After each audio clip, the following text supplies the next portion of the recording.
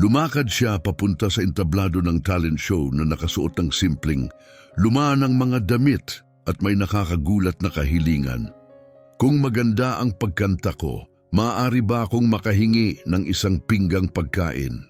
Walang sinuman ang makakahula na sa likod ng mapagkumbabang anyo ng matandang lalaki ay may nakatagong kapangyarihan na kayang magbago ng buhay. Ang set ng Stars in Search of Dreams ay puno ng kasabikan habang nagpapatuloy ang live na taping. Makukulay at maliwanag na mga ilaw ang gumagalaw sa entablado habang sabik na naghihintay ang mga manunood sa susunod na kalahok. Si Maricel Mendonça, ang pinakamamahal na TV host sa Brazil, ay inayos ang kanyang mikropono habang sa isip ay inuulit ang mga tanong para sa susunod na mga performer. Lahat ay tila isang karaniwang gabi lamang sa palabas o yan ang iniisip ng lahat.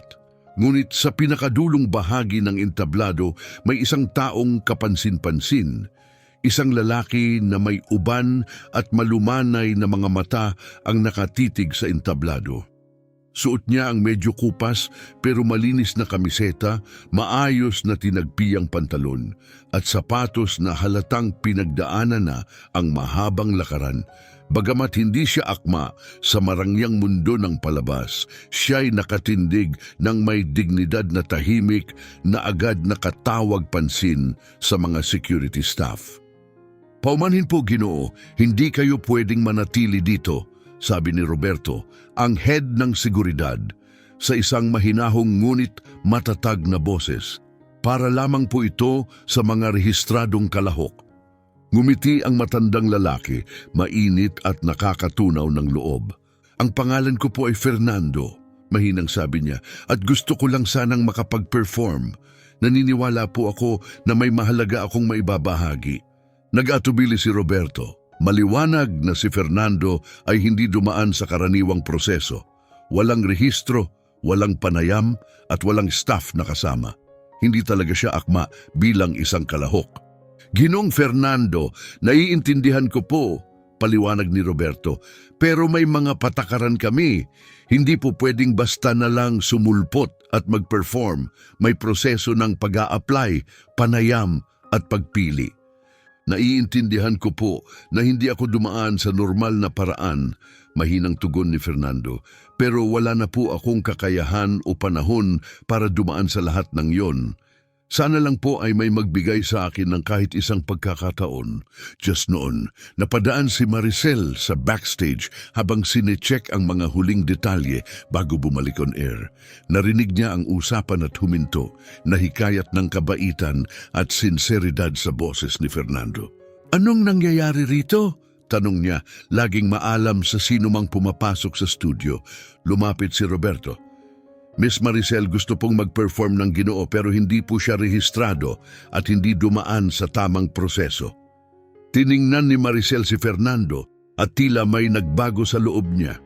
Hindi desperado o litong-lito ang kanyang mga mata, kundi puno ng pag-asa, kalma, malinaw at sadyang makatao.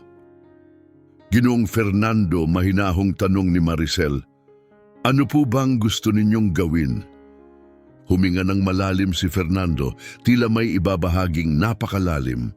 "Miss Maricel, alam kong hindi ako kaakit-akit, naiintindihan kong hindi ako ang karaniwang kalahok dito, pero may kakaiba po akong hiling."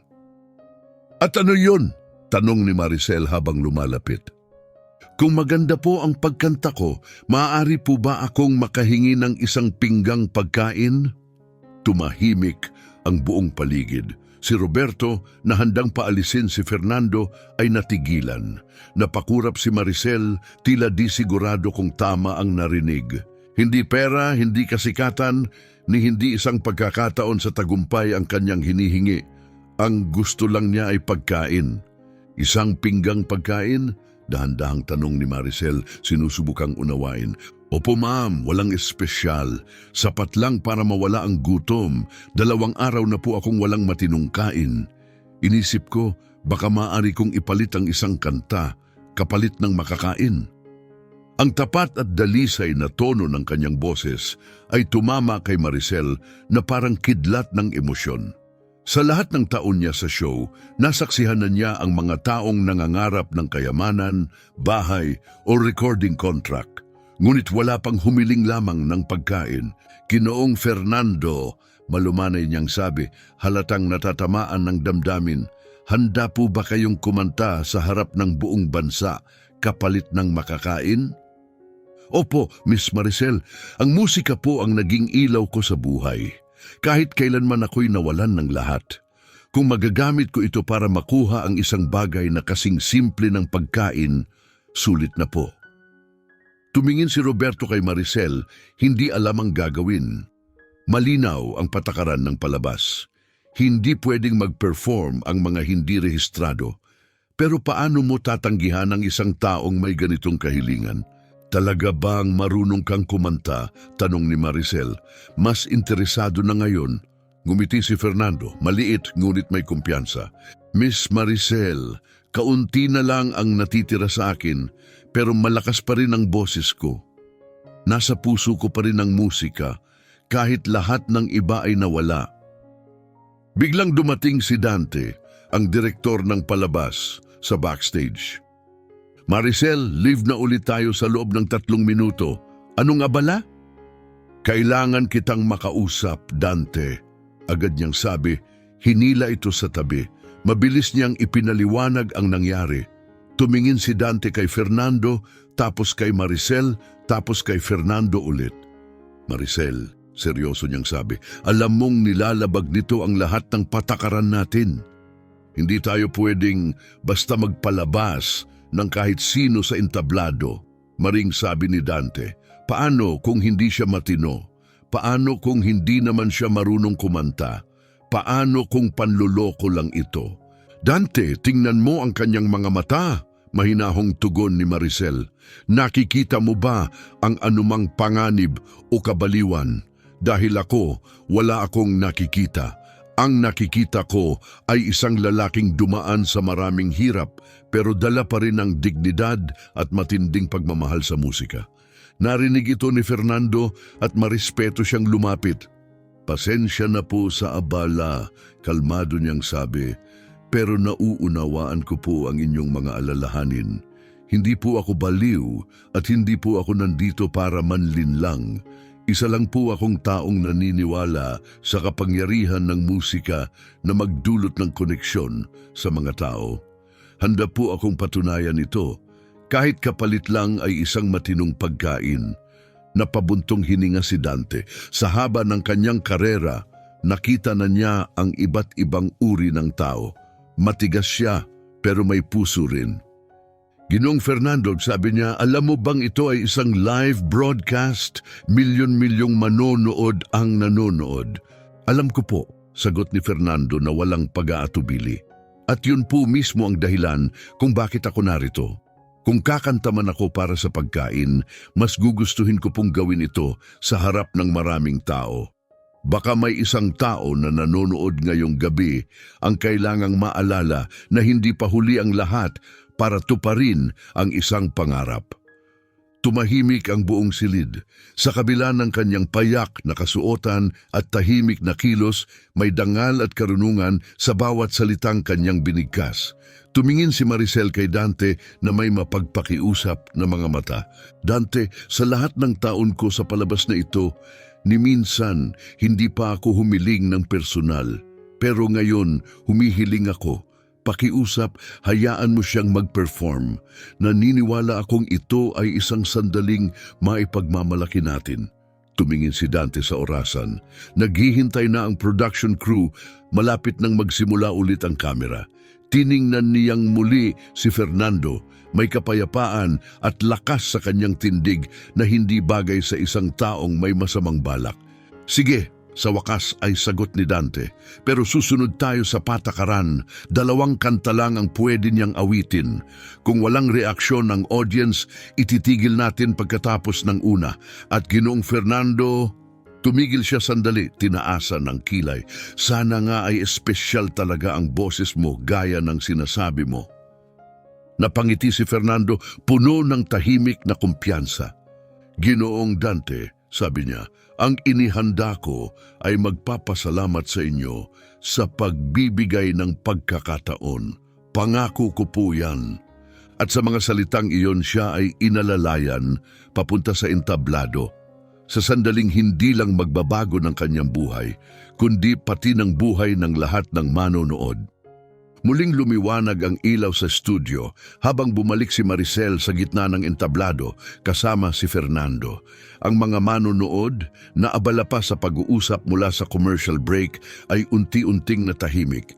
Maliwanag na may kakaiba sa nangyayari. Sanay silang makakita ng magagara at polished na performers. Hindi ng isang taong payak ang suot at anyo. Mga ginoo at ginang, panimula ni Maricel na may banayad at mainit na tinig, may isang napaka-spesyal na pangyayari po tayong nasaksihan backstage kani-kanina lamang. Nais ko po kayong ipakilala kay Ginoong Fernando. May dala po siyang isang kakaibang kahilingan, may mga bulungan sa audience, may ilan na nagkatinginan at may mga tahimik na kinuhanan ng litrato si Fernando gamit ang cellphone.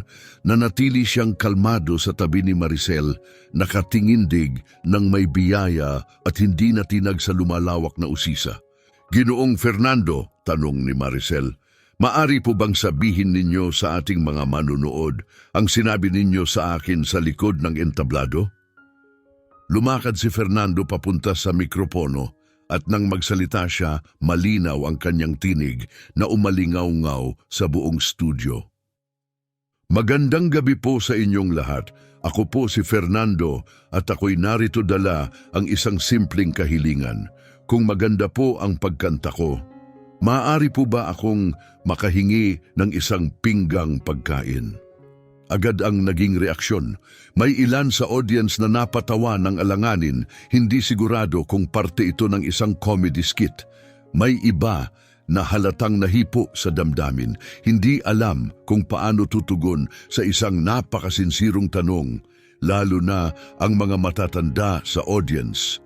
Makikita sa kanilang mga mata ang matinding awa at paggalang.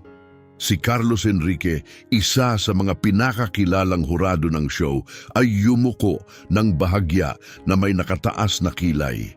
Kilala siya sa pagiging diretso at hindi paligoy-ligoy. Ginong Fernando, sinasabi niyo bang kakanta kayo kapalit ng pagkain? Opo, Ginoo, sagot ni Fernando na walang pag-aalinlangan. 2 araw na po akong walang maayos na kain. Naisip ko lang, baka maaari kong gamitin ng bagay na mahal ko, ang aking boses, para kumita ng isang simpleng pagkain.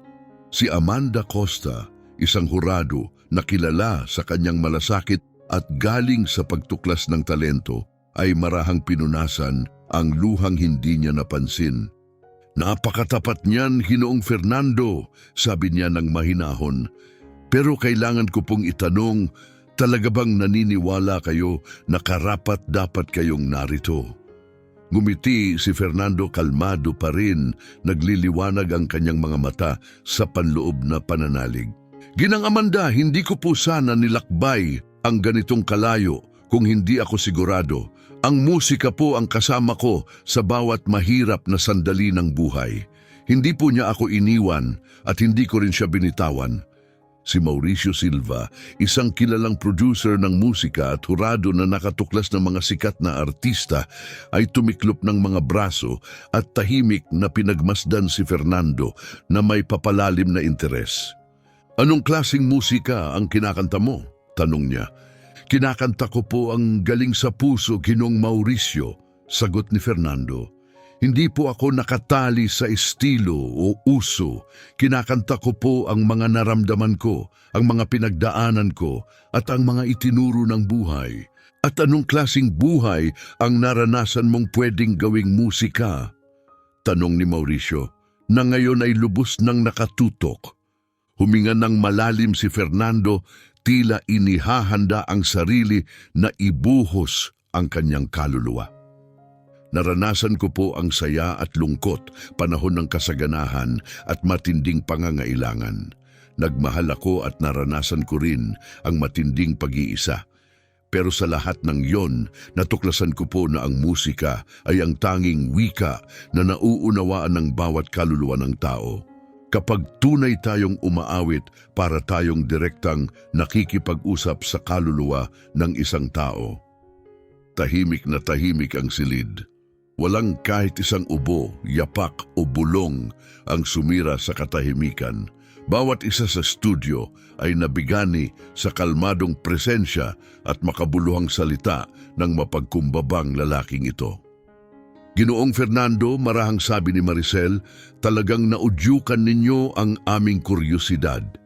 Handa na po ba kayong ibahagi ang inyong talento sa amin? Mas higit pa sa handa, Ginang Maricel, tugon ni Fernando. Sa katunayan, matagal ko na pong hinihintay ang pagkakataong ito na maibahagi ang matagal ng nasa puso ko. Dahan-dahan siyang lumakad papunta sa gitna ng entablado, magalang na tumanggi sa alok ng background music. Pumikit siya ng ilang segundo, tila humuhugot ng lakas mula sa kaibuturan ng kanyang pagkatao. Pagdilat niya, may kakaiba na sa kanyang mukha, isang liwanag. Kakanta po ako ng isang awitin na naging sandigan ko sa mga pinakamasasakit na yugto ng buhay, anunsyo niya. Ito'y awitin tungkol sa pagkapit sa mga pangarap kahit parang gumuho na ang lahat. At doon nagsimula ang isang bagay na di inaasahan. Nang magsimulang umawit si Fernando, ang unang nota pa lang ay may taglay ng lalim at damdamin na tila pinahinto ang oras sa studio. Buo, mayaman at makapangyarihan ang kanyang tinig. Hindi lang sa tunog, kundi sa kaluluwa. Hindi ito tungkol sa perpektong teknik. Ito'y boses na may dalang kwento, sakit, pag-asa at katotohanan. Si Carlos Enrique na nakarinig na ng libu-libong mga awit ay nakaramdam ng kakaibang kilabot. May kung anong pamilyar sa boses na iyon, hindi masama pero parang isang alaala na pilit bumabalik. Si Amanda Costa hindi na kayang magsalita ay hayaan na lang ang kanyang mga luha na dumaloy habang nakikinig. Bawat liriko ay puno ng damdamin. Walang pagkukunwari rito, puro puso, purong katotohanan. Kahit ang audience na kanina'y natawa sa kahilingan ni Fernando, ngayon ay tulalang nakikinig. May ilan na tahimik na umiiyak, ang iba ay napapayuko sa hindi makapaniwalang damdamin. Si Mauricio Silva ay hindi makatingin sa ibang direksyon. Unti-unti siyang lumalapit, pilit inaalala kung saan niya narinig na ang tinig na iyon. Sigurado siyang pamilyar ito, pero hindi niya mahanap ang sagot. Pagdating sa chorus, may kakaibang nangyari. Parang may alon ng pagkilala ang bumalot sa studio. May ilang manunood na dahan-dahang sumabay sa pagkanta, tila isang matagal nang nakalimutang kanta ang muling nabuhay. May mga bulong sa audience. Narinig ko na to dati. Sandali lang kilala ko tong kanta. Sa ikalawang berso, biglang tumayo si Carlos Enrique. Namutla ang kanyang mukha. Kasabay niyon tumayo rin si Mauricio, parehong nabigla. Tiningnan sila ni Amanda, litong-lito sa kanilang mga reaksyon. Pero si Fernando ay patuloy sa pag-awit, tila walang kamalay-malay sa bagyong unti-unting bumabalot sa paligid. Matatag at puno ng emosyon ng kanyang boses. Kumakanta siya na parang bawat nota ay kanyang pinagdaanan. At nang marating niya ang climax ng kanta, ang kanyang tinig ay sumiklab, puno ng lakas at pakiramdam na tila pati ang mga pader ng studio ay nadarama ito. Walang sinuman ang ligtas sa epekto nito. Sa likod ng entablado, ang mga technician at crew ay huminto sa kanilang ginagawa. Walang makapalingon, patuloy ang pag-ikot ng kamera pero pati ang mga operator ay tila naantig. Samantala sa social media, sumabog ang mga komento. Sunod-sunod ang mga post. Sino ang taong ito? Wala pa akong narinig na ganito. Parang boses mula sa ibang mundo. Nanatiling tuwid si Carlos Enrique, hindi makakilos. Nakatingin siya kay Fernando, tapos kay Mauricio at pabalik. Tila sinusubukang lutasin ang isang imposibleng palaisipan. Nang matapos ni Fernando ang huling linya, ang huling nota ay parang mahika na lumutang sa hangin. Umalingaw-ngaw ito sa buong studio, dahan-dahang naglaho sa katahimikan. At pagkatapos, wala. Walang kumilos. Ang katahimikan ay tumagal, tila sagrado, habang lahat ay pilit iniintindi ang nasaksihan. Sa wakas, si Amanda Costa ang unang pumalakpak, dahan-dahan. Sumunod ang isa sa audience, tapos isa pa, hanggang sa biglang sumabog ang studio sa palakpakan. Tumayo ang mga tao, nagsisigawan, umiiyak. Bravo! Ang paulit-ulit na sigaw. Ang palakpakan ay maalab, kusa at puno ng damdamin. Ngunit sa gitna ng lahat ng iyon, hindi gumalaw si Carlos Enrique. Nanatiling nakatitig kay Fernando, maputla at hindi makapaniwala. Hindi ito totoo. Mahinang bulong niya. Nasagap ng mikropono ang kanyang tinig. Lumingon si Fernando matapos yumuko ng may galang kay Carlos. Kita sa kanyang mata ang kuryosidad. Kilala ko ang boses na yan! Biglang sigaw ni Carlos, agad pinatahimik ang buong studio. Kilala ko ang boses na yan mula nun pa. Kilala ko yan! Umalingaw-ngaw ang tinig niya sa buong paligid. Tumigil ang lahat ng palakpakan.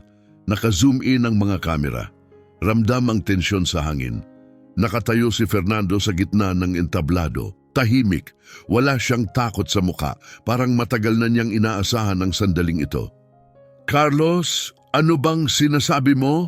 Tanong ni Amanda, nanginginig pa ang boses sa emosyon. Dahan-dahang tumayo si Carlos, parang tinamaan ng kidlat. Nanginginig ang kanyang mga kamay habang itinuro si Fernando. Ang boses na yun, ang kantang yon, Diyos ko, hindi pwede. Sumabay si Mauricio, halatang gulat din. Carlos, iniisip mo rin ba ang iniisip ko? Oo, Mauricio, sigurado ako. Sigaw ni Carlos, halos pumutok ang boses. Ang kantang yon, Never Too Late to Begin Again. Kilala ko yon. Nagkagulatan sa studio. Naglabasan ulit ang mga cellphone. Ang iba'y nagre-record. Ang iba'y naghahanap sa internet. Lalong lumalim ang misteryo. Ang revelasyon ay handa ng yumanig sa buong palabas. Mga komento tulad ng anong nangyayari at bakit gulat na gulat ang mga hurado ay bumuhos sa mga live stream chat. Nag-umapaw ang social media sa haka-haka habang sinusubukang intindihin ng mga manonood ang nangyayaring tagpo sa entablado. Sa loob ng studio, si Maricel bilang isang batikang host ay agad kumilos upang kalmahin ang lumalalang tensyon. Carlos, Mauricio, maaari niyo ba kaming ipaliwanag kung ano ang nangyayari? Tanong niya. Sinusubukang i-guide ang sitwasyon. Tumayo si Carlos mula sa mesa ng mga hurado at dahan-dahang lumapit kay Fernando. Ang tunog ng kanyang mga hakbang ay umaalingaw-ngaw sa katahimikan ng studio. Pagdating niya sa harap ng mga awit, tumigil siya at tiningnan si Fernando sa mata. Ginoo, sabi ni Carlos, mababa pero mariin ang boses, may napakahalagang tanong ako. Sige po, itanong ninyo lang, mahinahong sagot ni Fernando, puno ng respeto. Ang buong pangalan ninyo, kayo po ba si Fernando Santos? Tumigil ang mundo, tumigil ang hininga ng studio. Ngumiti si Fernando, payapa, walang bakas ng kaba. Opo, Hinong Carlos. Ako po si Fernando Santos. Fernando Santos. Agad ang naging reaksyon at ito'y sumabog.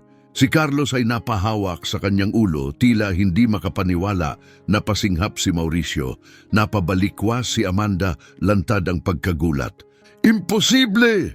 Sigaw ni Carlos, nanginginig ang boses. Ikaw si Fernando Santos, ang Fernando Santos. Nagkagulo ang studio. Tumayo ang mga tao, ang iba'y napasigaw, ang ilan ay napaiyak. Ang mga bulong ay naging sigawan habang kumalat ang pangalan ni Fernando Santos na parang apoy. Maricel, sino ba si Fernando Santos? Tanong ni Amanda, litong-lito ngunit pilit pa ring nagpapanatili ng katinuan. Agad lumapit si Mauricio, halos matapilok sa pagmamadali. Maricel, halos pasigaw niyang sabi, Si Fernando Santos ay isa sa pinakamalalaking alamat sa musika ng Brazil. Bilyong-bilyon ang naibenta niyang album, isa siyang pambansang simbolo. Alala-alamat nga, bulalas ni Amanda, halos hindi makapaniwala. Pero, anong nangyari? May luha sa mga mata ni Carlos habang nagsalita. Naglaho siya, bigla na lang nawala. Walang sino man ang nakaalam kung nasaan siya o kung ano ang nangyari. Zoom in ang mga kamera kay Fernando na nanatiling kalmado at tahimik. Wala siyang gulat sa mukha, tanging payapang pagtanggap. Totoo po, Ginang Maricel, wika niya. Isa po akong mga awit noon. Nagtagumpay po ako sa loob ng ilang panahon, pero matagal na po yon. Matagal na? Tanong ni Mauricio, nanginginig pa ang tinig. Ikaw ang kumanta ng Corazón de Pay, Camino de Volta, Estrella da Mañana. Lahat ng tao alam ang mga kantang yon. Parang sa isang pelikula, may narinig na tahimik na pag-awit mula sa audience. May humuhuni ng Corazón de Pay. Isa, dalawa, hanggang sa kalahati ng studio ay sabay-sabay na umaawit ng himig. Isang napakagandang koro na nagpapatindig ng balahibo. Lumapit si Amanda, nanginginig. Ginoong Fernando, bahagi ng pagkabata ko ang musika mo. Kumakanta ang mama ko ng Estrella da Mañana para patulugin ako. Napakalaki ng kahulugan niyan sa akin, Ginang Amanda, tugon ni Fernando, puno ng damdamin. Yan po talaga ang dahilan kung bakit ako umawit noon, upang maging bahagi ng maliliit ngunit mahalagang sandali sa buhay ng mga tao. Si Carlos hindi pa rin makapaniwala ang siyang nagtangkang sagutin ang tanong ng lahat. Fernando, anong nangyari? Paano napunta sa ganito ang isang gaya mo? Ang ibig niyong sabihin, tugon ni Fernando, mahinahong tinig. Paano ako mula sa kasikatan ay napunta sa paghingi ng pagkain kapalit ng kanta? Tumango siya. Mahabang kwento po yan, Ginoong Carlos. Sa control room, si Dante ay halos magpapanik sa pagsenyas sa mga cameraman. I-shoot ang lahat, huwag palampasin kahit isang sandali. Ginoong Fernando, bulong ni Maricel, bakas na rin ang emosyon sa boses. Ang buong Brazil ay nakatutok. Lahat ng taong lumaki sa tinig mo, na sumayaw at nangarap sa mga kanta mo, karapat dapat silang marinig ang kwento mo. Tumalikod si Fernando sa kamera, parang kinakausap ang bawat nanonood sa kanilang tahanan. Alam kong may mga tanong kayo, karapat dapat kayong mabigyan ng sagot, at pangako ko, ibabahagi ko ang lahat. Ngayon na ba? Tanong ni Amanda, hindi pa rin makahinga sa damdamin. Ngayon na, tumango si Fernando. Pero bago ang lahat, gusto ko munang sabihin ito sa lahat ng nanonood. Humarap siya sa kamera, mas matatag yang tindig. Lahat ng mata ay sa kanya nakatingin. Hindi ako pumunta rito dahil nawala na ang lahat sa akin. Pumunta ako dahil may natagpuan akong mas mahalaga pa sa lahat ng tagumpay na dating hawak ko. Natuklasan ko kung ano talaga ang mahalaga sa buhay. Tahimik na naman ang buong studio, pati ang mga cameraman natigilan. Hindi mahalaga kung ilan ang naibenta mong album, kung gaano ka kasikat o gaano karaming pera ang mayroon ka. Ang tunay na mahalaga ay kung ilan ang taong natatamaan ng puso mo, ilan ang natulungan mo, at kung kaya mong panatilihin ang pagiging tao mo kahit gumuho na ang lahat. Umiiyak na si Carlos. Pero Fernando, paano nga? Ano talaga ang nangyari? Malalim na buntong hininga ang sagot ni Fernando. Ang kwento ko ay baka magulat kayo, pero ipinapakita nito kung gaano kabilis bumaligtad ang buhay at kung paano minsan kailangan mong mawala ang lahat para matuklasan ang tunay mong sarili. Tumahimik ang lahat. Sa online world, ang palabas ay naging pinakausap-usapan sa buong bansa. Trending na ang mga hashtag waiting for Fernando Santos, the return of a legend. Handa na ba kayong marinig kung paano nawalan ng milyon-milyong yaman ang isang tao pero nakahanap ng mas mahalagang kayamanan? Tumango ang lahat. Lahat ay handang makinig. Nagsimula ang lahat sa tugatog ng aking karera. Katatapos ko lang i-release ang ika-5 album. Mahigit 2 milyong kopya ang nabenta sa loob lang ng 6 na buwan. Sold out ang lahat ng concert ko. May milyon-milyong deal. Nakatira ako sa mansyon na may 15 kwarto.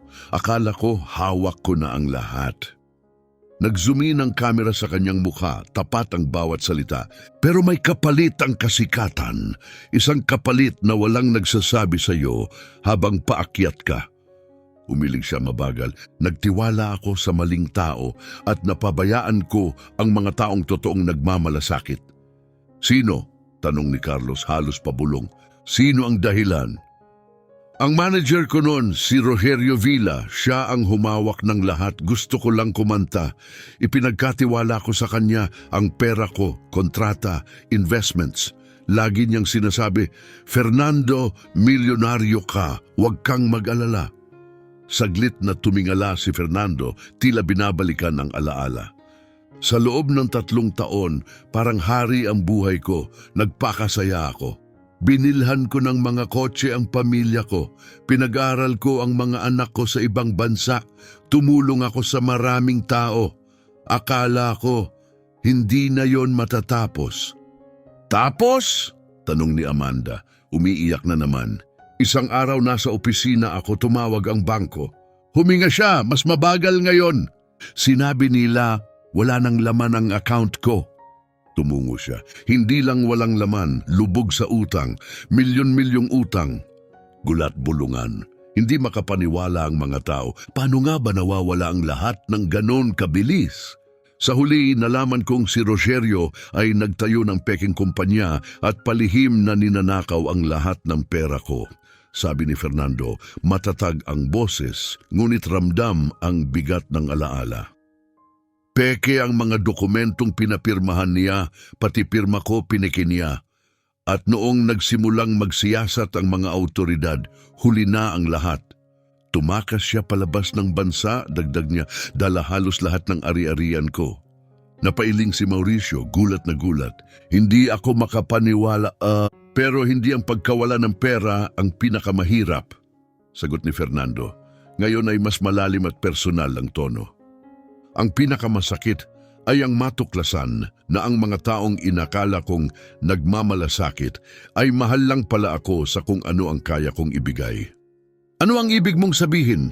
Tanong ni Maricel, mahinahong lumalapit. Nang lumabas ang iskandalo sa media, tumigil na ang mga tawag sa telepono, paliwanag ni Fernando. Yung mga kaibigan kong matagal ko nang kilala, naglaho. Yung mga imbitasyon sa parties na wala sa isang iglap. Yung mga tinulungan ko, tumalikod kapag nakita ako sa kalye. Tahimik ang buong studio. Wari pati mga ilaw ay maingat sa ingay. Mismong mga anak ko, huminto si Fernando. Malalim ang hininga bago nagpatuloy. Sina Angel at Leonardo, nahihiya sila. Buo ang pagkakakilanlan nila bilang mga anak ni Fernando Santos, ang sikat na mga awit. Nang mawala ang kasikatan at yaman, hindi na nila alam kung sino sila. Iniwan ka nila? Tanong ni Amanda, nanginginig ang tinig. Hindi naman ganap na pagtalikod, sagot ni Fernando, walang hinanakit, tapat lamang. Takot ang dahilan, takot na madawit sa kabiguan, takot na mawala ang mundong kinalakhan nila, hindi ko sila sinisisi. Tumitig siya sa kamera, punong-puno ng kababaang loob. Lumaki sila sa mundong nagtuturo sa atin na ang halaga natin ay nakadepende sa kung anong pag-aari natin, hindi sa kung sino tayo bilang tao. Naglinis ng lalamunan si Carlos, halatang emosyonal. At paano ka nauwi sa ganito?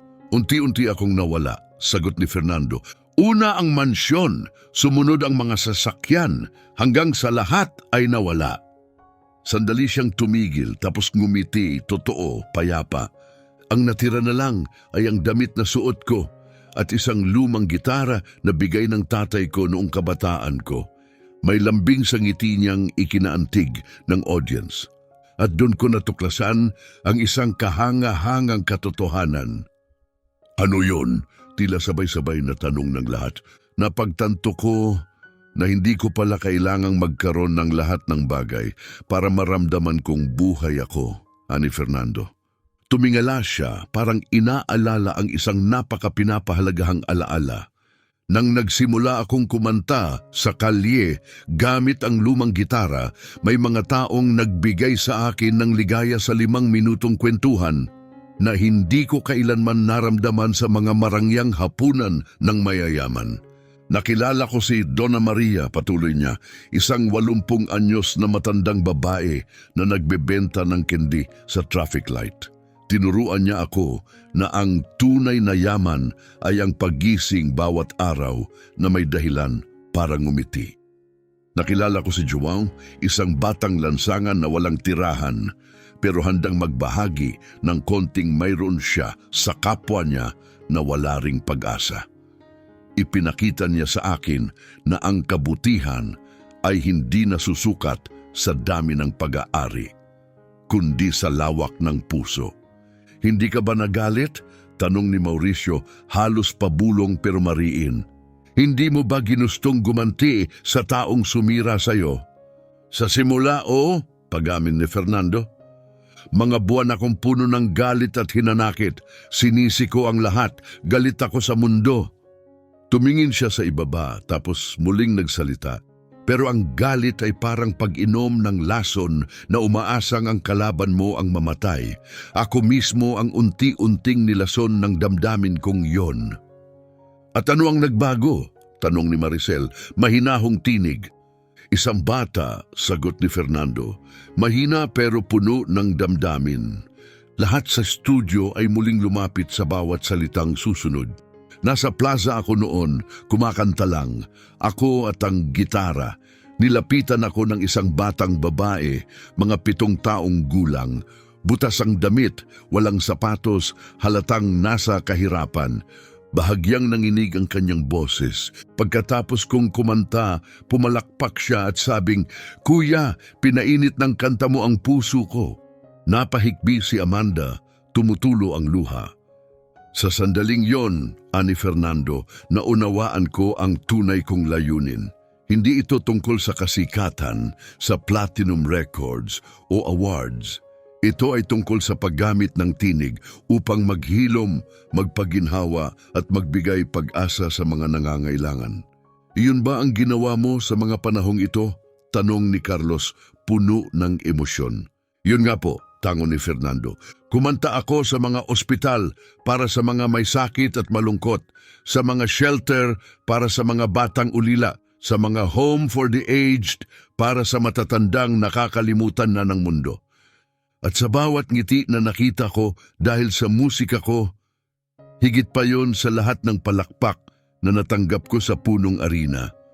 Tahimik muli ang studio, banal, marangal, puno ng respeto. Pati ang mga kameraman sa likod ay hindi na gumagalaw. Lahat ay ayaw palampasin ang bawat segundo.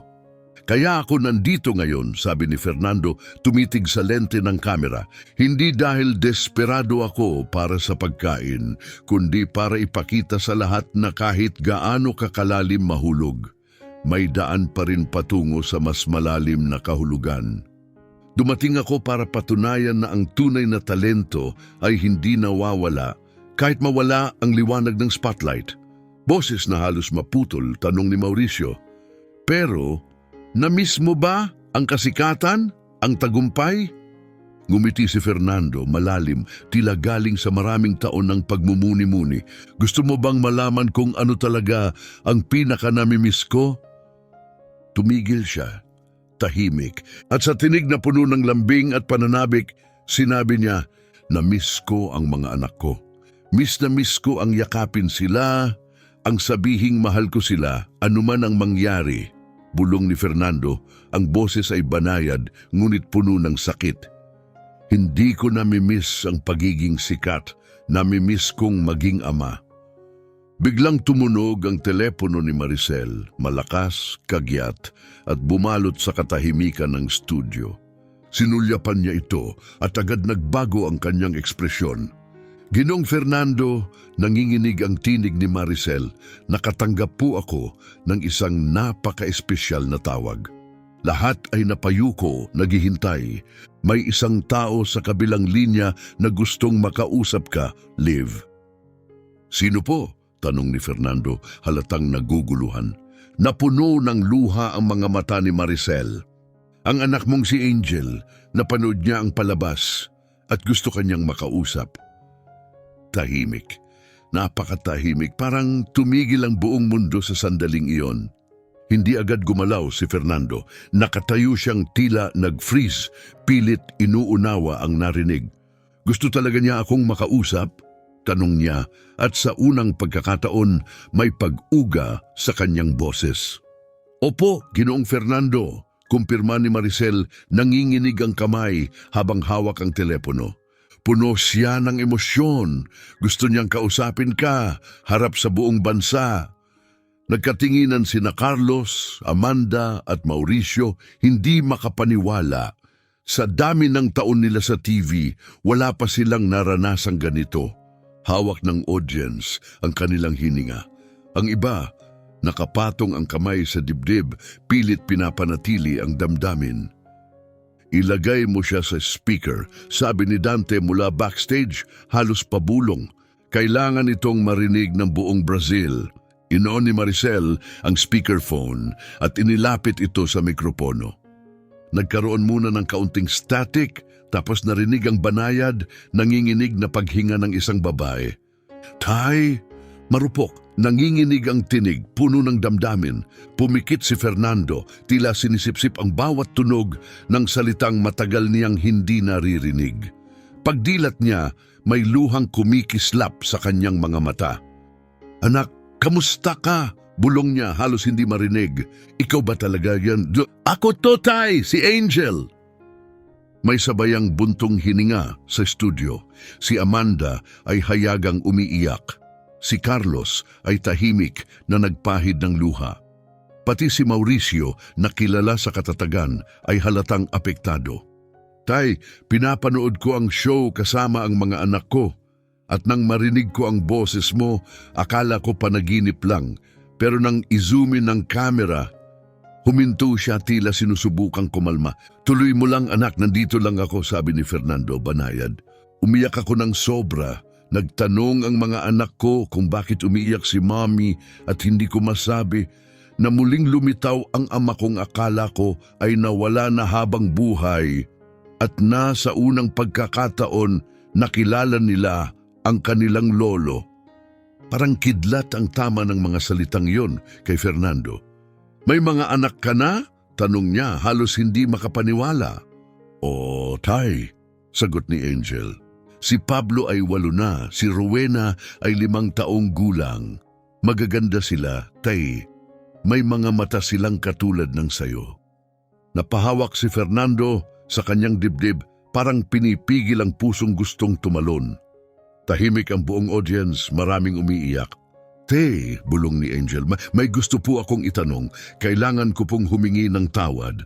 Hindi, anak, sisimulan na sana ni Fernando, pero pinigilan siya ni Angel. Pakiusap, Tay. Hayaan mo akong magsalita. Boses niya ay halos mabasag sa bigat ng damdamin. Isa akong duwag. Noong nawala ang lahat sa'yo, dapat nandyan ako. Dapat niyakap kita at sinabing mahal kita, mayaman man o hindi, ama pa rin kita. Tumulo na ang luha ni Fernando. Tumayo si Carlos at tahimik na iniabot sa kanya ang panyo na tinanggap niya ng buong pasasalamat. Takot ako, Tay, pag-amin ni Angel. Takot sa sasabihin ng iba, takot na mawala ang mga kaibigan, takot harapin ang isang mundong hindi nakatulad ng nakasanayan. Angel, hindi mo na kailangan ko, Tay, kasi sa lahat ng taon na lumipas, hindi ako nahihiya sa'yo, nahihiya ako sa sarili ko. Iniwan ko ang lalaking buhat-buhat ako noong bata pa ako, na kinakantahan ako tuwing may bangungot na nagtatrabaho araw at gabi para lang mabigyan ako ng magandang kinabukasan. Pumunit sa buong studio ang damdamin ng boses ni Angel. Marami sa audience ay humahagulgol na. Alam mo bang pinakamalaking sakit sa akin, Tay? Tanong niya, halos hindi na makapagsalita. Ano yon, anak? na lumaki ang mga anak ko na hindi kailanman nakilala ang pinakakamanghamanghang lolo sa buong mundo. At sa tuwing nagtatanong sila tungkol sa pamilya natin, nagsisinungaling ako. Gumagawa ako ng kwento dahil hiyang-hiya ako na iniwan kita. Huminga ng malalim si Fernando. Mabigat ang sandali. Angel, mahinahong sabi niya, makinig kang mabuti sa akin. Tumutok ang kanyang tingin sa kamera para kay Angel. Ni minsan kahit isang segundo, hindi ako nagalit sa'yo. O kay Leonardo, alam kong natakot kayo. Lumaki kayo sa mundong tinuturuan tayong ang halaga ng tao ay ayon sa kayang ipakita, hindi sa kung sino talaga sila. Pero Tay, pakinggan mo muna ako anak. Sa lahat ng taong lumipas, pareho kayong nasa puso ko, sabay patong ng kamay sa dibdib. Dito kayo palaging naroroon, bawat araw. Bawat kantang kinanta ko sa kalye, iniaalay ko sa inyo. Bawat taong tinulungan ko, ginawa ko yon na may pag-asang kung sakaling kailanganin ninyo ng tulong, may tutulong din sa inyo sa parehong paraan. Napaupo si Maricel, nang hihina ang mga tuhod. Ang bugso ng damdamin ay napakatindi. Ang tagpong ito ay hindi lamang tumatago sa studio, pati sa puso ng milyon-milyong nanonood sa buong bansa. Tay, mapapatawad mo ba ako? Tanong ni Angel, halos pabulong. Angel, mahinahong sagot ni Fernando, wala kang kailangang hinging tawad. Anak kita at mahal na mahal kita, noon pa man, hanggang ngayon. Mahal di kita, Tay, sabi ni Angel, nanginginig ang boses. Palagi kitang minahal, kahit nung wala akong lakas ng loob para hanapin ka. Biglang may narinig mula sa telepono, isang tinig ng bata. Mami, bakit ka umiiyak? Napatawa si Angel sa gitna ng luha. Si Pablo yan, Tay. Nagtataka kung bakit ako umiiyak. Pwede ko ba siyang makausap? Tanong ni Fernando, biglang may pag-asa sa tinig. Pablo, halika anak, mahinahong sabi ni Angel. May espesyal na tao na gustong makausap ka. Narinig ang mahihinang yapak, tapos ang isang maliit, mausisang tinig. Hello?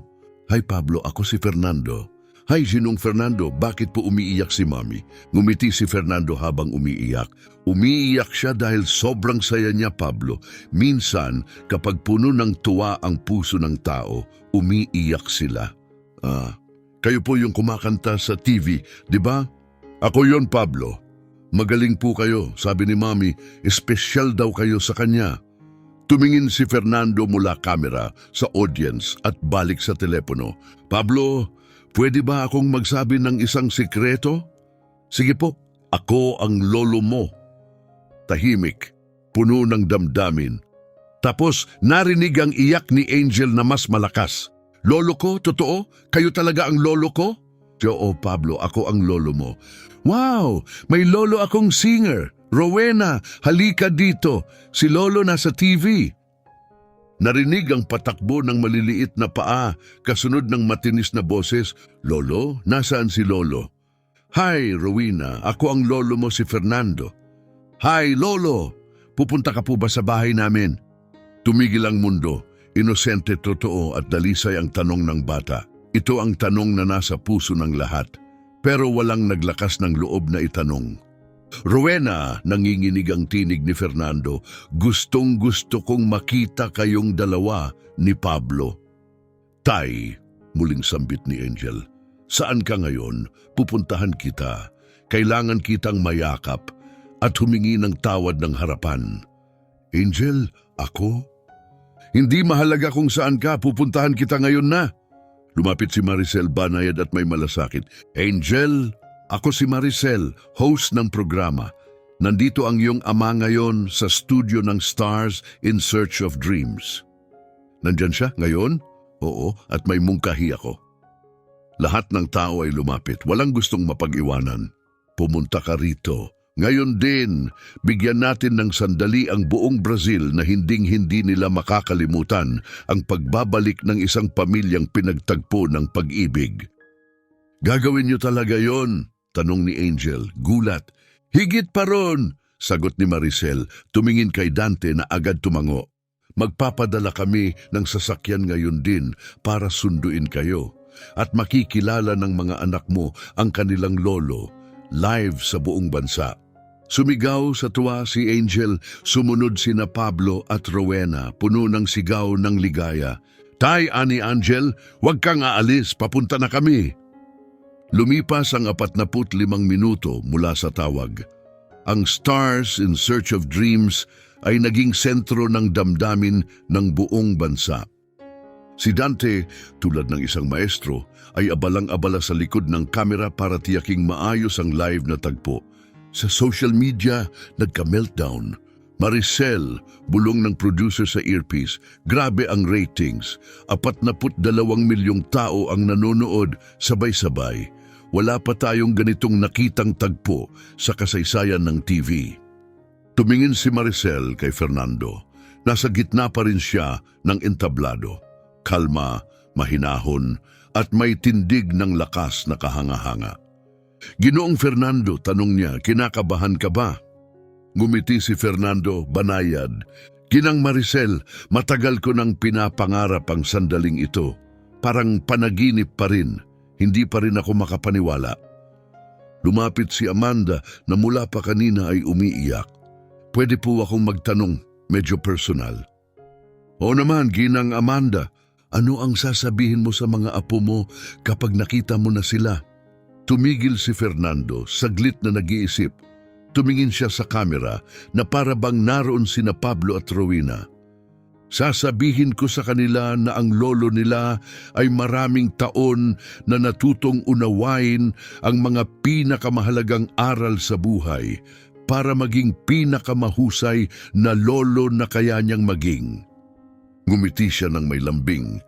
Sasabihin ko rin sa kanila na bawat araw na magkalayo kami ay nagturo sa akin kung ano talaga ang mahalaga sa buhay. Biglang tumunog ang telepono ni Dante. Saglit lang ang tawag. Tapos biglang tumakbo siya pabalik kay Maricel, galak na galak, kumakaway ng senyas. Nandito na sila, sigaw ni Dante. Kakarating lang nila sa parking lot. Sumabog sa tuwa ang audience. Tumayo ang mga tao, may sumisigaw, may umiiyak, lahat ay puno ng pananabik. Parang kuryenteng dumaan ang damdamin sa buong studio. Lahat, ani Maricel, humarap sa kamera. Sa ilang saglit lamang, anunsyo ni Maricel, bakas ang pananabik sa kanyang boses. Masasaksihan ninyo ang isa sa mga pinaka-nakatatandang pagtatagpong pamilya sa kasaysayan ng telebisyong Brazilian. Ang pamilyang Santos ay muling mabubuo. Naglinis ng lalamunan si Carlos, halatang apektado. Fernando, anong nararamdaman mo ngayon?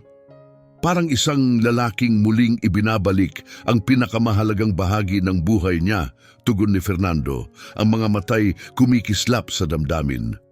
Tumayo si Mauricio mula sa mesa ng mga hurado, buo ang tinig ngunit puno ng sinseridad.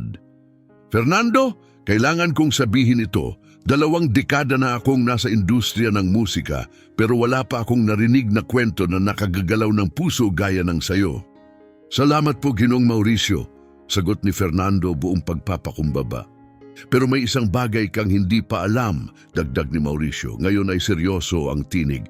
Habang kausap mo si Angel, hindi tumigil sa pagtunog ang telepono ko. Bakit po? Tanong ni Fernando may pagtataka. 3 malalaking record label ang tumawag. Gusto kanilang kunin agad. 2 top-tier agents ang gustong i-represent ka. At isang pambansang charity ang nais ka bilang ambassador nila.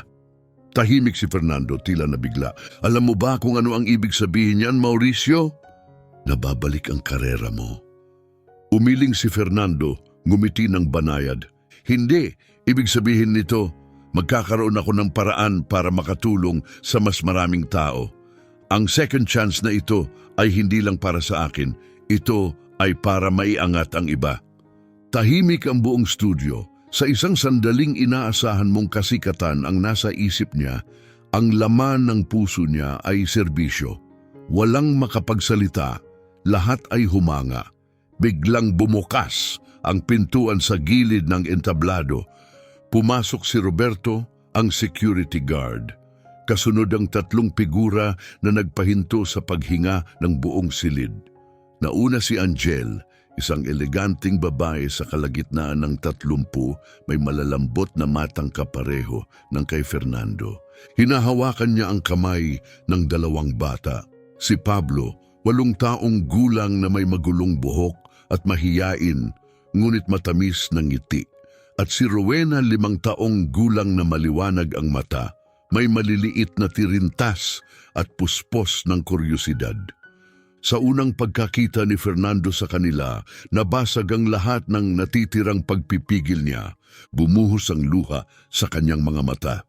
Tay, sigaw ni Angel, binitawan ng mga kamay ng mga anak at tumakbo palapit sa ama. Anak ko! Sigaw ni Fernando, bumaba agad sa entablado upang salubungin siya. Nagyakap silang mahigpit, tila gusto nilang punan ang bawat taon ng pagkawalay.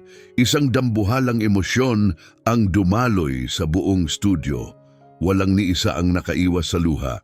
Miss na miss kita, Tay! Hikbi ni Angel sa balikat ng ama. Miss na miss din kita, anak, bawat araw. Sa ilang talampakan ng layo, nakatayo sina Pablo at Rowena, nakamasid, namamangha. Lumapit si Amanda, yumuko sa kanilang antas. Hi Pablo, hi Rowena, alam niyo ba kung sino ang lalaking yon? Tumango si Pablo mahiyain. Siya ang lolo namin, magaling siyang kumanta. Gusto niyo ba siyang makilala? Tanong ni Amanda. Nagliwanag ang mukha ni Rowena. Oo, gusto kong makilala si lolo ang singer. Ngumiti si Amanda, sabay hawak sa maliliit nilang kamay at inalalayan sila papunta kina Fernando at Angel. Ginoong Fernando, marahang sabi ni Amanda, may 2 munting nilalang dito na matagal nang naghihintay na makilala ang kanilang lolo. Humarap si Fernando at sa unang pagkakataon, nakita niya ang kanyang mga apo. Ang damdamin sa kanyang mukha ay hindi mailarawan, kasiyahan, pagkamangha, hindi makapaniwala at wagas na pag-ibig. Lahat ay sabay-sabay. Hi Lolo! Mahina ang boses ni Pablo. Lumuhod si Fernando, may luha pa ring dumadaloy. Hi Pablo, hi Rowena. Mas magaganda pa kayo kaysa sa inaakala ko. Lumapit si Rowena, iniunat ang munting kamay at hinaplos ang pisngi niyang basa ng luha. Lolo, bakit ka umiiyak? Ngumiti si Fernando. Luha ito ng kaligayahan, Rowena. Minsan kapag sobra ang saya ng matatanda, umiiyak sila. Ah, sagot ng bata kontento. Lolo, kakanta ka po ba para sa amin? Napatawa si Fernando sa gitna ng luha. Gusto niyo ba akong kantahan ko kayo? Opo, sabay sigaw ng dalawa, sabay palakpakan ng buong studio. Tumayo si Carlos, parang naalimpungatan ng inspirasyon. Fernando, paano kung kantahin mo yung paborito ni Angel nung bata siya? Nagliwanag ang mukha ni Angel. Naalala mo yon? Siyempre naman, sagot ni Fernando, hawak ang kamay ng kanyang mga apo. Estrella da Manha. Nagkaroon ng bulong ng pagkakakilala sa audience. Ang kanta, isang klasiko, isa sa pinakatanyag sa musika ng Brazil. Isang himig ng pagkabata para sa maraming nakikinig. At nagsimulang umawit si Fernando. Walang instrumentong kasama, tanging ang kanyang boses. Puno ng kalinisan, puno ng damdamin. Malinaw, may init, isang awit hindi para sa kasikatan, kundi para sa pamilya. Para kina Pablo, para kay Rowena, para kay Angel. Nanood ang mga bata, malalaki ang mata. Si Angel nakapikit na, tahimik na humihimig, nalulunod sa alaala. At pagkatapos parang hinipan ng tadhana, may sumabay. Una, ilang tinig mula sa audience, tapos marami. Hanggang sa buong studio ay sabay-sabay nang umaawit ng Estrella da Manha. Isang korong puno ng pagmamahal, alaala at paghilom. Pati ang mga hurado, sina Amanda, Carlos at Mauricio ay sumabay, nadala ng mahika ng sandali. Si Fernando ay nasa gitna ng lahat ng ito, nasa gitna ng pamilya. Hawak ang mga kamay ng kanyang anak at mga apo, habang ang kanta ay yumayakap sa buong silid, isang himno ng kapatawaran, muling pagtatagpo at pag-asa. At sa unang pagkakataon, sa napakahabang panahon, Hindi lang siya si Fernando Santos ang nawalang bituin, siya si lolo, siya si tatay. At sa wakas, siya ay nasa tahanan. Sa ilang saglit lang, wika ni Maricel, bakas ang pananabik at luha sa boses, masasaksihan ninyo ang isa sa pinakanakaaantig na pagtatagpong pamilya sa kasaysayan ng telebisyong Brazilian. Ang pamilya Santos ay buo na muli. Nang tila naabot na ang rurok ng damdamin, may nangyari pa. Muling bumukas ang pintuang gilid ng studio. Isang lalaking lumitaw, may alinlangan, ngunit may matibay na loob. Si Leonardo, ang anak na lalaki ni Fernando, ang hindi tumawag, ang nanahimik sa loob ng maraming taon, ang matagal nang nawala, mas matagal pa kaysa kay Angel. Naunang mapansin siya ni Angel. Leonardo, nandito ka? Lumingon si Fernando, napanganga, hindi makapaniwala. Tay, napanood ko ang lahat sa TV, hindi ko na kayang manatiling malayo. Wika ni Leonardo, nanginginig ang tinig. Leonardo, bulong ni Fernando. Dahan-dahan niyang iniunat ang kanyang mga braso. Isa akong duwag, tay. Mas masahol pa kay Angel. Wala man lang akong lakas ng loob na tawagan ka. Halika rito, anak. At sa isang iglap, nagyakap silang mag-ama. Isang pangalawang yakap kasinlakas ng una. Buo na ang bilog. Ama, anak na babae, anak na lalaki. Nakamasid sina Pablo at Rowena na mamangha. Tito Leonardo, sigaw ni Rowena sabay yakap sa binti ng tiyuhin. Sa entabladong iyon, sa ilalim ng liwanag, live sa milyon-milyon, ang pamilyang Santos ay muling buo. Lumapit si Maricel, basang-basa ng luha. Para sa lahat ng nanonood, anunsyo niya sa kamera, kayo ay nakasaksi ng sandaling mananatili sa kasaysayan ng telebisyon sa Brazil. Ngunit may nais pang sabihin si Fernando. Ginang Maricel, wika niya, kumikislap ang mga mata. Hindi pa tapos ang gabing ito. May mahalaga pa akong ibabahagi para sa buong Brazil.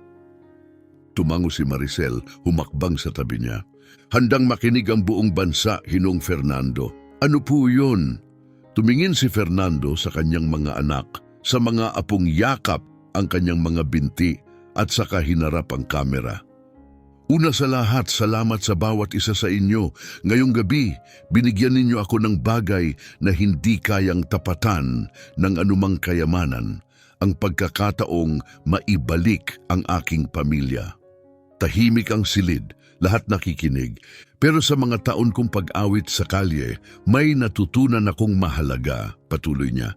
Kapag binigyan ka ng regalo ng buhay, gamitin mo ito para tumulong sa iba.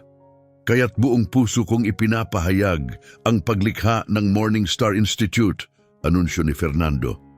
Isang organisasyong gagamit ng musika bilang kasangkapan para sa paghilom at pag-asa para sa mga nasa kahinaan. Tumayo si Mauricio Tulala. Napakagaling, kaibigan. Pero may dagdag pa, dagdag ni Fernando, tumataas ang damdamin. Inaanyayahan ko ang bawat artist sa Brazil, sikat man o hindi, sumama sa kilusang ito. Dalhin natin ang musika sa mga ospital, shelter, tahanan ng matatanda, sa bawat sulok kung saan kailangang makaramdam ng pagmamahal at pagkatao. Babaguhin mo ang buhay ng napakaraming tao, bulong ni Amanda, umiiyak. Hindi lang libo, sagot ni Fernando, kundi milyon-milyon.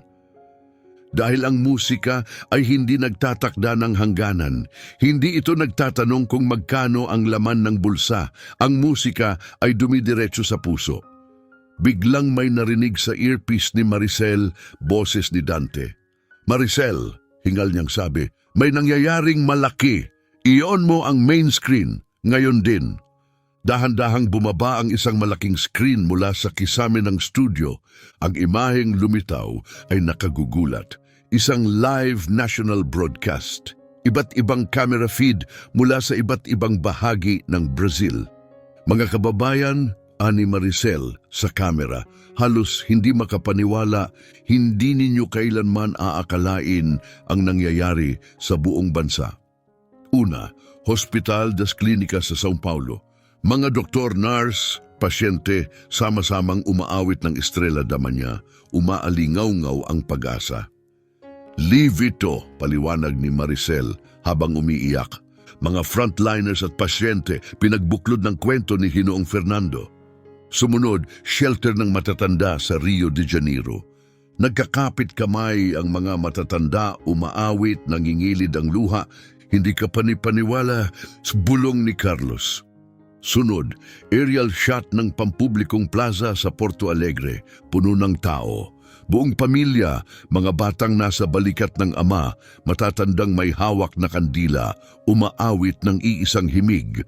Tinitigan ni Fernando ang screen, hindi makapaniwala. Tay, bulong ni Angel, nakikita mo ba yon? Ang buong Brazil ay umaawit dahil sa'yo. Umiling si Fernando, mapagpakumbaba. Hindi anak, umaawit sila dahil sa puso ng bawat tao nananabik tayo sa isang simpleng bagay. Pag-asa, koneksyon, pag-ibig. Ang kwento ko, paalala lang kung paanong ito ay posible pa rin. Biglang hinila ni Rowena ang laylayan ng pantalon ni Fernando. Lolo, bakit po umiiyak ang mga tao sa TV? Binuhat siya ni Fernando, yakap na mahigpit. Tiningnan niya ang mga kamera, ang studio at ang screen kung saan isang buong bansa ang sama-samang umaawit. At sa boses ng isang taong minsang nawala sa lahat, ngunit muling natagpuan ang pinakamahalaga sa buhay. Ngumiti siya at sinabi, umiiyak sila, mahal kong apo, dahil ngayong gabi naalala muli ng kanilang puso kung paano magmahal. Umiiyak sila sa tuwa, Rowena, malumanay na sabi ni Fernando. Tulad ng kapag tumanggap ka ng isang regalong tunay na espesyal. Nakatagilid ang ulo ni Rowena, mausisa. At ano po yung regalo, Lolo? Ngumiti si Fernando, may lambing. Ang regalo ay ang paalalahanan ng lahat na gaano man kabigat ang buhay, palaging may panibagong simula na naghihintay. Palaging may daan pabalik sa kaligayahan. Lumapit si Pablo, tahimik na nanonood mula sa gilid. Lolo, ibig bang sabihin magiging sikat ka ulit? Napahinto si Fernando, tiningnan ang kanyang apo at ngumiti ng may lalim. Pablo, wika niya lumuhod upang magkatapat sila ng mata. May isang mahalagang bagay akong ituturo sa iyo. Palagi akong sikat sa mga taong pinakamahalaga. Ikaw, ang kapatid mo, ang nanay mo, ang tiyuhin mo, ang pamilya ko, ang lahat ng iba, ingay lang yon. Biglang tumunog muli ang telepono ng studio. Mabilis, matindi. Sinagot ito ni Maricel at nabago agad ang ekspresyon niya. Mga kababayan, wika niya humarap sa audience, nakatanggap tayo ng tawag mula sa palasyo ng Pangulo. May nais makausap si Ginoong Fernando live. Sumabog sa hiyawan at palakpakan ng studio. Mula sa speaker, lumabas ang isang mabigat ngunit banayad na tinig. Ginoong Fernando, ito ang Pangulo. Tinutulungan mong maramdaman ng buong mundo ang pag-asa, malasakit at pagmamahal. Lumapit si Fernando gulat. Ginoong Pangulo, lubos po ang aking karangalan. Hindi, Fernando. Sa amin ang karangalan, sagot ng Pangulo. Kinumpirma naming sabay-sabay na pinapanood ang kwento mo sa 22 bansa. Ginoong Pangulo, kung maaari po, sagot ni Fernando, nais kong hingin ang suporta ng gobyerno sa Morning Star Institute. Gusto naming gamitin ang musika para magbigay ng pag-asa sa mga nangangailangan. Maaasahan mo yan, Fernando, tugon ng Pangulo. Buong suporta ng pamahalaan ay sa inyo. Gagawin nating pambansang inisyatibo ang inyong layunin. Umugong ang palakpakan sa studio. Hindi na ito basta pangarap, isa na itong kilusan. At may dagdag pa, sabi ng Pangulo, ikalulugod naming kung magtatanghal ka sa palasyo sa susunod na linggo, sa isang pambansang pagdiriwang ng pamilya at tibay ng loob. Hawak ni Leonardo ang braso ng ama, luha sa mata. Tay, nagawa mo, nabawi mo ang lahat. Ngunit ang sagot ni Fernando ay may lalim. Hindi ko nagawa ito mag-isa, anak. Tayong lahat ang gumawa nito bilang pamilya. Humarap si Maricel sa kamera. Sa 30 taon ko sa telebisyon, nanginginig ang tinig niya. Wala pa akong nasaksihang ganito. Ngunit alam kong may huling mensahe pa si Ginong Fernando. Hawak si Rowena sa kanyang bisig, si Pablo sa kamay, sina Angel at Leonardo sa kanyang tabi, tumingin si Fernando sa kamera. Para sa lahat ng nanonood, wika niya, mahina ngunit makapangyarihan ang boses, anuman ang pinagdadaanan ninyo ngayon, nawalan man kayo ng trabaho, kapayapaan o pamilya, kung pakiramdam ninyo'y wala ng pag-asa, tingnan ninyo ako. Nawalan ako ng lahat.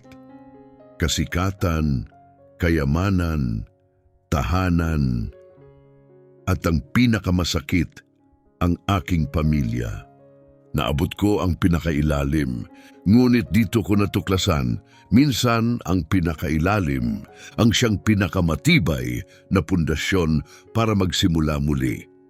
Ang tunay na yaman ay wala sa kung anong pag-aari mo, nasa kung sino ka. Ang tunay na kasikatan ay hindi kung gaano karaming tao ang nakakakilala sa pangalan mo, kundi kung ilang buhay ang iyong naiangat. At ang tunay na tagumpay, hindi pera kundi ang iniwang kabutihan. Kaya iniimbitahan ko kayong lahat, kayong lahat, makiisa sa kilusang ito ng pagmamahal at pag-asa. Hindi mo kailangang maging sikat. Hindi mo kailangang kumanta. Kailangan mo lang magmahal. Hinila ni Pablo ang damit ni Fernando. Lolo, ikwento mo po yung tungkol sa batang nagsabing pinainit mo ang puso niya. Ngumiti si Fernando, sabay haplos sa buhok ni Pablo. Tama si Pablo. Nagbago ang lahat noong isang batang babae ang nagsabing pinainit ng kanta ko ang kanyang puso.